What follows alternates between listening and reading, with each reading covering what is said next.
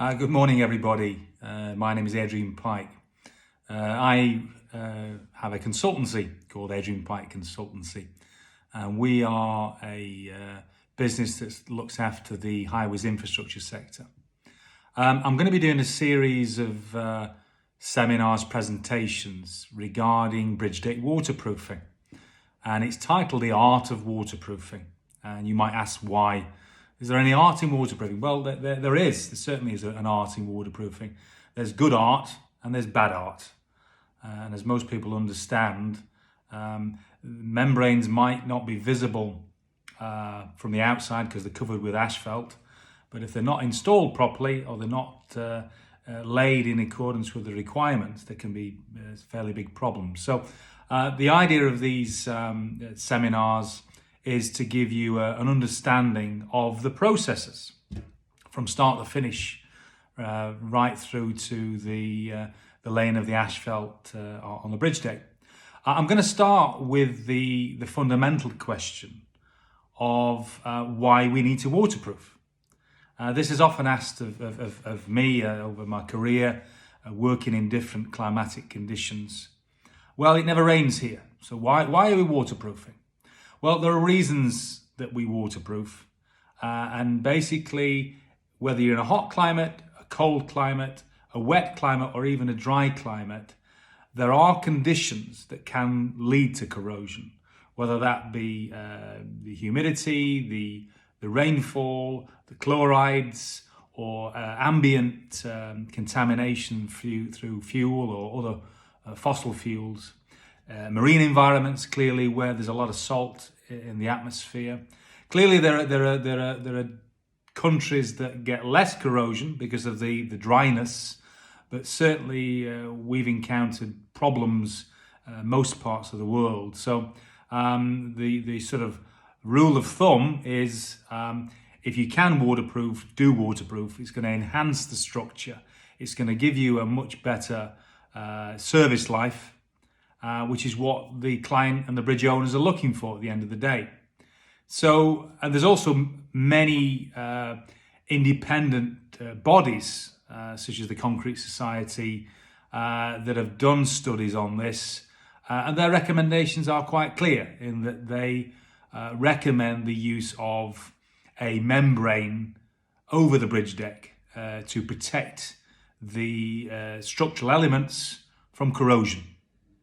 So that's the bottom line for this. Obviously, it's a very subjective matter. I've had lots of discussions in the past with engineers over that subject, but the fundamentals should be that waterproofing is better than not. Okay, so the first part of waterproofing is where are you waterproofing? We're waterproofing a bridge deck. Is it concrete? Is it steel? Is it masonry? Is it a new construction? Is it a maintenance construction? And there are different elements to each of that for phase one of the process. So if we have a new concrete deck, then we're talking about surface finish. And what surface finish should that be? Now, ideally, most waterproofing systems are looking for a uniform surface that's relatively smooth. And there's a reason for that, mainly due to product wastage. If the surface is undulated, then you're going to waste product, as simple as that. Undulations don't really enhance bonding. Bonding will come through the chemistry of the material and the surface preparation, which comes later. So generally speaking, the UK has a U4 finish, which is either a power float that's been blasted or a wood float finish. So either of those is deemed acceptable as the finish. In terms of curing, again, it depends on the waterproofing system. Some of the bitumen systems need 28 days, whereas the liquid spray applied or hand applied versions are okay after 7 days. But the fundamentals are surface moisture. It's not really a time, it's surface moisture. And typically a percentage of about 6%, which is tested on site with a concrete surface moisture meter is used prior to the application. So it could be 10 days. If it's not 6%, then you don't apply the system. Otherwise, there'll be problems with bonding and blistering, which is not a good idea.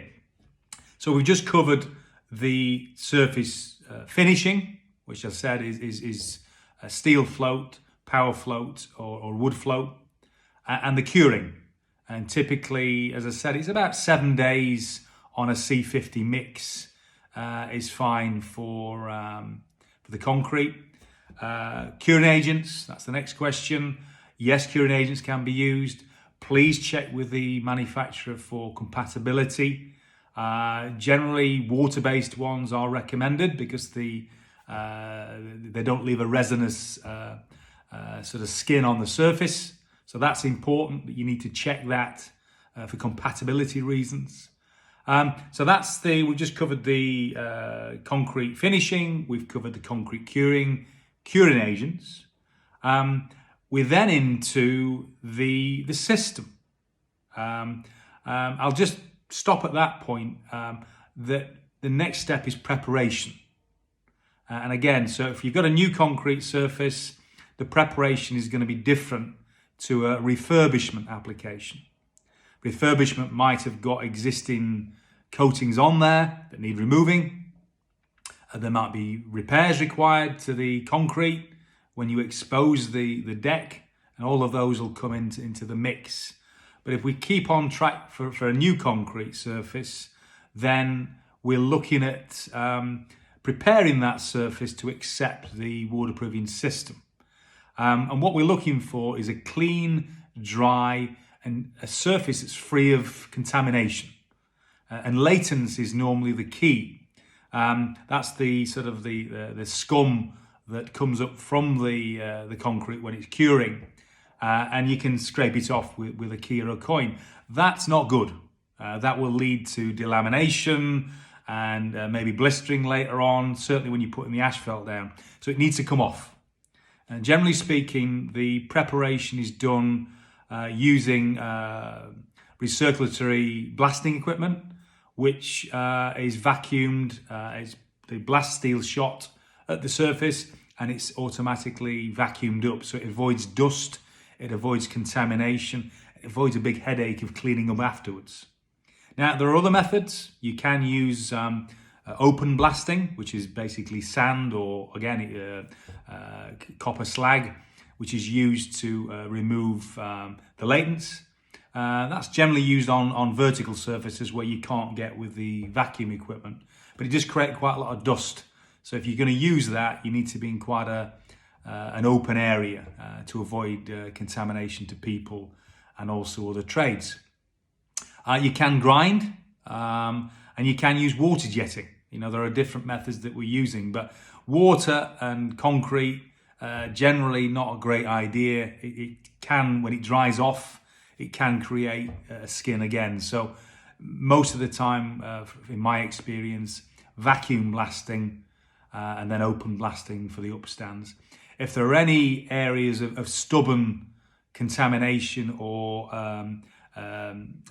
honeycombing or areas that have got spillage, etc., then they'll need to be chipped away or grinded away to remove those as well. So, okay, we've now built our bridge, we've finished the concrete, and we've prepared the concrete. Again, I'll just go back again. If you want an existing bridge, then you've got to remove all of the existing coatings.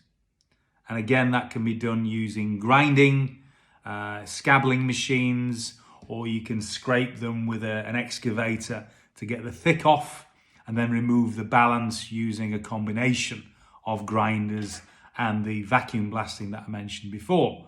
So at the end of the day, we're looking for a concrete surface that's free of contamination and it's dry. Now, there's another variant, which is steel. And steel is slightly different in that obviously steel will start oxidizing or corroding within about 4 hours. So whatever you do on steel, if it's a new steel deck, then hopefully that'll have come with a holding primer, and the holding primer will stop it from corroding while it's fixed in position and whatever. Then you'll have to determine whether or not you need to remove that holding primer, and that's all about compatibility. So again, check with the manufacturer what he actually needs to do to get a good bond to the steel surface. Maybe he's okay with the holding primer. Maybe he's okay if you put some zinc-rich rust inhibitor on. Maybe he's okay with that, and he can apply his system onto that. But you need to check, get the compatibility before you proceed with that. Existing steel bridges will have asphalt on, they'll have some sort of waterproofing on. Same process applies. You need to remove that, and then when the existing coatings are off, you need to abrasive blast. Again, vacuum blasting is perfectly suitable for that, to remove any oxidization off the steel. But you need to apply your primer within 4 hours. Otherwise, the cycle starts again with oxidization. So that's the main difference between concrete and steel, in that your window for preparation and priming, which is the next step, is limited. And it can get worse with overcast, humid conditions. So you've got to be careful with that. Okay, the next step to the process is application of a primer. All systems will have some sort of primer, and there can be roller, there can be brush down, or they can be applied using a proprietary airless sprayer typically. And that is designed to get or to enhance the bonding to the substrate. Some people have different primers for steel, some people have different primers for concrete, etc. And there are also different primers for new concrete. Sometimes if there's sections of green concrete, which is fresh concrete within 24 hours of cast, there are special primers for green concrete. I don't want to complicate things, but I'm just fitting things in as and when they come to my mind. Okay, so we've applied the primer. Now what we need to do at all stages is to check weather. Now why are we checking the weather? Well, most systems are susceptible to weather.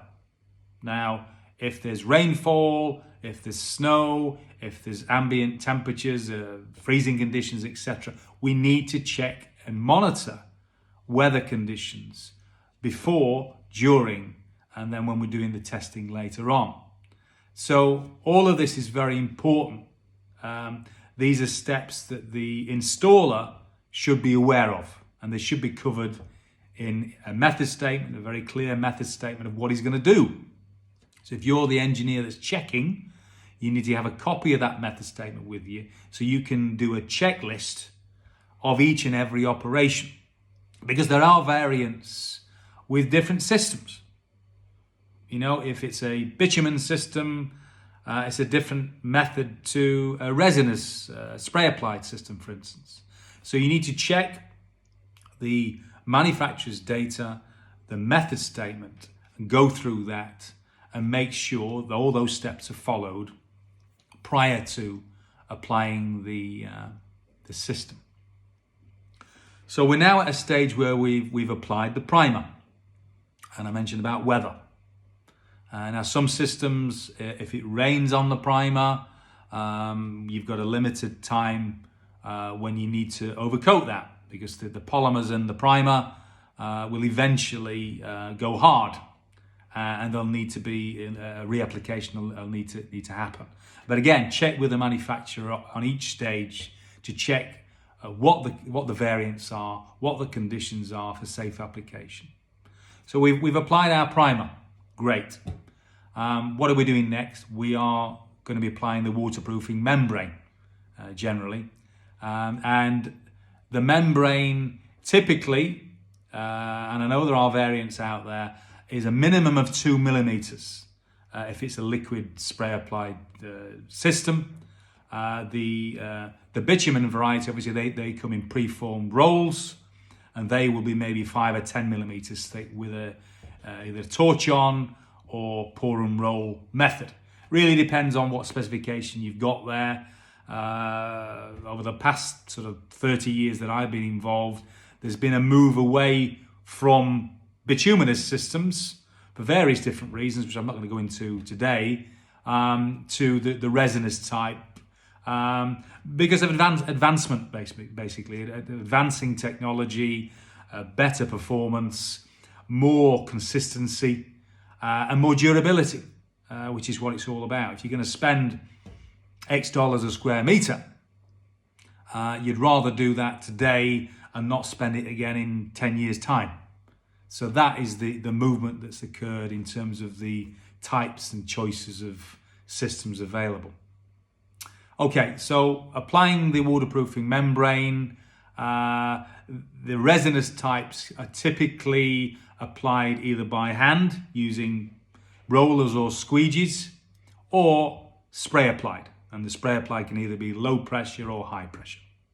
Again, that'll be covered in the manufacturer's data.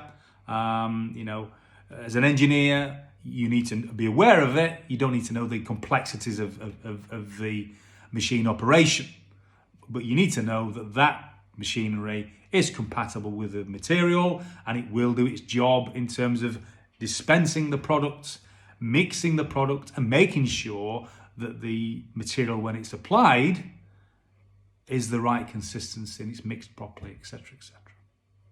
Okay, so we're applying the material. What do we want to do? What do you want to check for? Well, you want to check for thickness. This is one of the first steps that you're going to be inspecting for. Your manufacturer will say a minimum of 2 millimeters on peaks on concrete surfaces. And that's what you need to check for.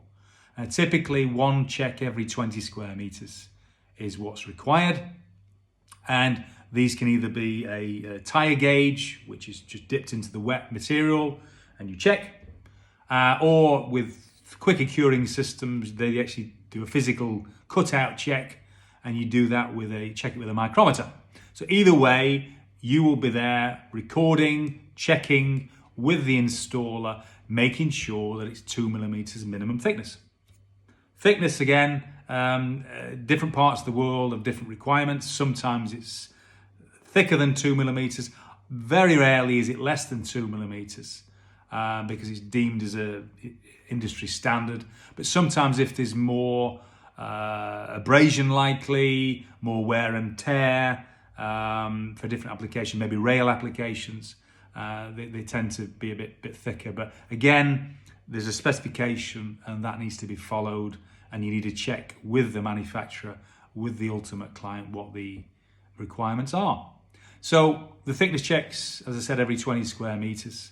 And then the areas will be patched in as the work moves on. All of these thickness checks need to be recorded, and you also need to know how much material is being used. Again, there is a set coverage rate based upon a surface profile which the manufacturer will give. Typically for 2 millimeters, that could be anything from 2.3 to 2.7, 2.8 kilos per square meter of product. Depends on the density of the material and it depends on the application method. But again, you need to be aware of that, check what they're using versus the thickness as well, to make sure it's in line with the specification. Okay, so we've installed the membrane. Termination points. When you're terminating the membrane, either at the end of a shift or up the face of a jersey barrier or up to an expansion joint or a drainage detail, there will be details on the drawing and as per the manufacturer's recommendations. And again, they need to be followed. There's no point having a great membrane that's covered all the horizontal and there's a poor detail on the jersey barrier or a poor termination point, or it's not dressed into the drainage unit properly, or the expansion joint's left shy. You need to check that the whole of the surface area is completely covered and it's completely integral. So again, checking that the termination points are accurate, typically on a vertical surface, the termination is just below the level of the asphalt. So if it's 100 millimeters asphalt, typically it'd be about 95 millimeters of a vertical surface. Again, different types of expansion joints have got different termination points. Depends on whether the joint is installed or whether it's coming later. So again, that'll be a variant on each and every project, but they need to be done properly, accurately, so they're not subjected to damage later on, and also that they terminate at the right location, so we don't leave any vulnerable paths for water. So that's very important. So we've now installed our membrane. Great, we've done our thickness checks. We want to test for bonding. We want to make sure that the membrane is bonded to the primer, is bonded to the surface. And we do that using a tensile adhesion tester. And typically, I don't want to talk about brands here, but Alcometer is a famous one. And these are the dollies, which are either 10 millimeters or 40 millimeter diameter typically. They often call them patty testers in America. And these are fixed to the membrane, either using adhesive or with the membrane itself. These are isolated, so that you're only pulling against the surface area. Force divided by area load, okay? And what we're looking for is a minimum requirement. And again, there are different specifications for this. Rule of thumb, 0.7 megapascals. Some requirements are 1, some requirements are 2. So you need to watch what the specification is, but the higher the better, clearly, is what you're looking for. So the dollies are fixed to the membrane when it's cured, and then the Alcometer machine is fixed to the dolly, and then there's a load applied to the dolly through the machine, and you wind up the device until you reach a failure point. And on the side of the device, it will show you a reading in Newton per millimeter square or megapascals, and that is your result. So you will read that off, check, and also you're going to check the failure mode. Often it's either going to be glue failure, which is the adhesive that you use, which is less than the bond to the substrate, or it might be cohesive concrete failure of the surface. Now it's important at this point that the minimum requirements are met. If they're not, then they need to investigate why. You'll cut an area back to find out what the problem is. Is it an isolated problem or is it a general problem? So you need to make sure that those results are, and they do meet the requirements of the specification. If they don't, you need to cut back until you find proper bond and then reapply the system. The fail-safes in place at each and every time, whether it's back to the thickness checks, reduce thickness, apply an extra coat, okay? Adhesion tests, lower than specification requirement, cut back to a firm bond, reapplication, do a secondary test. So you can stop the process and make sure that each test requirement meets the specification. You don't have to do thousands of meters before you get that result. You're doing these tests every day. So every day, every 400 or 500 square meters that everything is okay. Okay. So that's the membrane application, and you've done adhesion testing and thickness checks. The final test is called holiday testing, not a vacation. A holiday is a micro pinhole, which is what we, in the industry, we call it holiday testing or pinhole testing, or high voltage or spark testing. Lots of different variants of it. But what it's designed to do is to pick up any missed areas, pinholes, micro holes, flaws, and it'll even pick up if it's under thickness.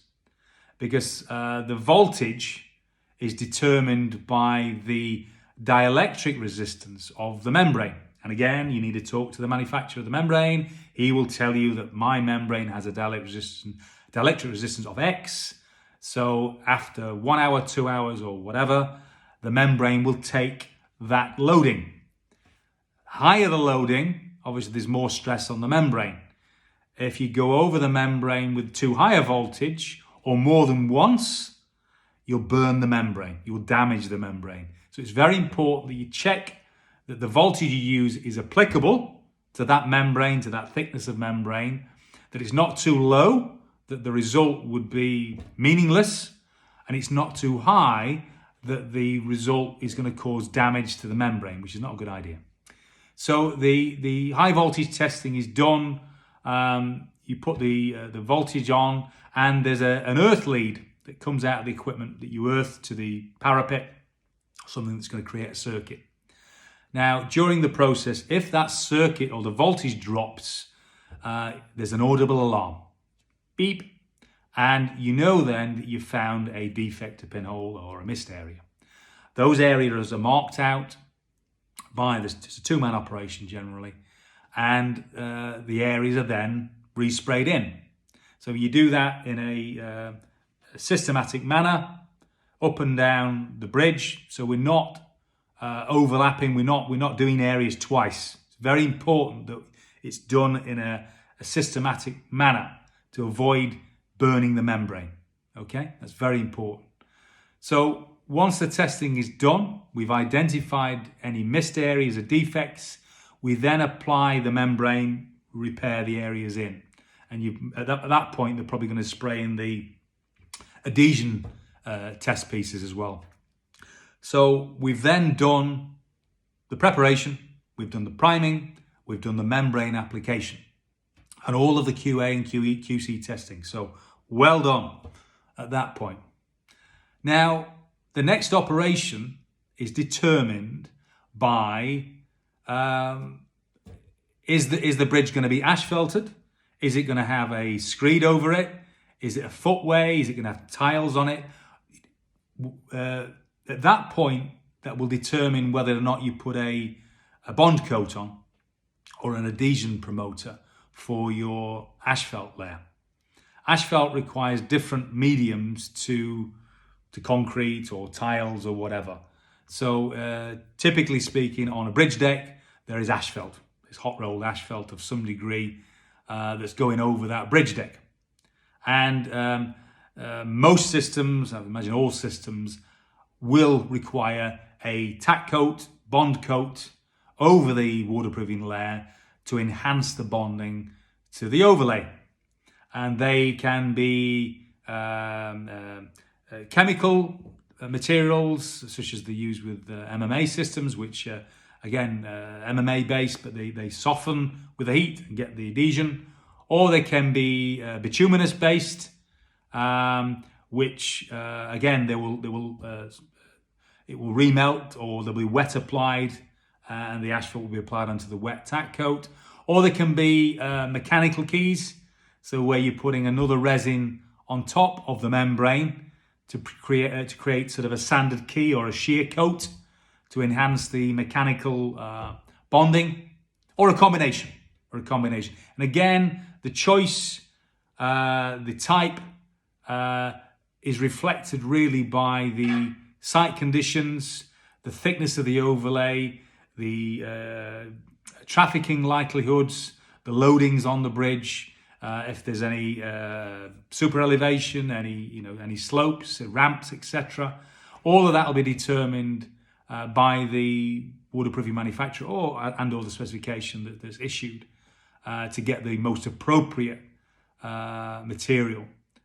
Again, I would just add at this point that in my experience over the past 30 years, the main issues you get with membranes, it's not necessarily adhesion to concrete, preparation, it's the asphalt compatibility with the membranes. Because obviously they're not generally bitumen based, so you've got a different compatibility. That is the key part, that the asphalt and the membrane need to be compatible. You need to get good adhesion between both of them. The thinner the asphalt, the better adhesion needs to be, because there's more shear force, the thinner the asphalt you go. In many countries, the weight restrictions that we have in Europe, which is about 42 tons, don't exist. So there's traffic going over it, maybe 100 tons or even more, over a bridge with asphalt that might be 2 inches thick or 50 millimeters thick. So you need to look at, again, your loading, the super elevation, the ambient conditions, and also the durability concerns for the system. So that's very important. So when you're applying the asphalt, again, you need to make sure that the bond coat is fully cured, or if it's wet on wet, then they'll apply that just before the asphalt anyway. You need to make sure the surface is clean. There's no point doing all the hard work for the membrane installation and finding that the tack coat is covered in cement or dirt or sand or dust. It needs to be kept clean. And generally speaking, the bond coat is obviously it's the last application, but you want to try and time that application to within a few days of the asphalt to avoid that contamination. So it needs to be kept clean and dry. Again, no point it being covered in water, and again, that causing the adhesion problems at that point. You also have to watch the cleanliness of the vehicles that's coming to site, making sure that the wheels are clean, they're wetted before they apply or to drive onto the tack coat. Temperature of the asphalt needs to be monitored. Again, these bond coats may or will have a reactivation temperature, and that might be 80 degrees, it might be 120 degrees, might be more. So that needs to be taken into account. Your asphalt should be laid typically 130 to 190. So again, you need to make sure that that's checked.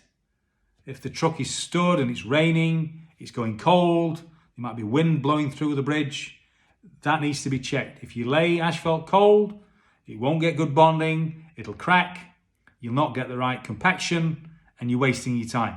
So it's not just the waterproofing that needs to be checked. It's very important that the asphalt is checked, and they've got their own criteria for temperature, for compaction, for vibration, for void content, etc., etc. Don't just come with a certificate from the factory. It needs to be checked on site so that the composite, the bridge application, is done correctly. And that's what you're aiming for. So I've gone through in the last half an hour the steps A to Z, if you like, for this system, or any type of system.